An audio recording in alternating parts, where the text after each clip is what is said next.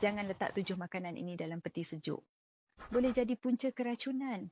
Rupanya ada makanan yang kita selalu simpan dalam peti ais tapi sebenarnya bahaya.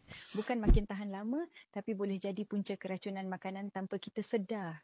Jangan skip sebab kalau korang simpan makanan-makanan ni dalam peti sejuk, silap-silap boleh rosakkan perut. 1. Kentang masak atau kentang goreng. Bila disimpan dalam peti dan dipanaskan semula, boleh hasilkan bakteria Clostridium botulinum, punca keracunan serius. 2.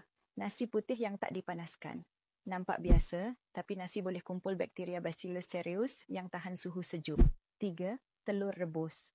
Bila dibiarkan terlalu lama dalam peti, kulit retak halus boleh jadi tempat pembiakan bakteria.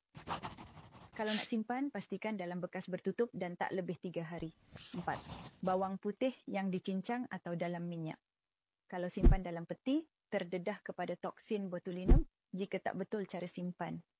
Guna segera atau simpan dalam bekas kering dan bersih di suhu bilik. 5. Cendawan yang dah dimasak. Tekstur cendawan lembap dan cepat basi bila sejuk, boleh kumpul bakteria berbahaya jika dibiarkan terlalu lama. Makan terus lepas masak atau simpan maksimum 1 hari dalam peti. 6. Sayuran berdaun seperti sawi, bayam yang dah dibasuh. Basuh dan simpan dalam peti tanpa keringkan betul-betul.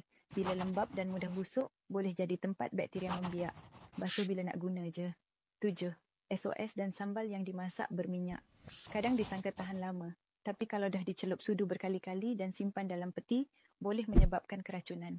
Guna sudu bersih setiap kali dan jangan simpan terlalu lama. Ingat, bukan semua makanan sesuai simpan dalam peti ais. Silap cara boleh jadi punca keracunan tanpa kita sedar.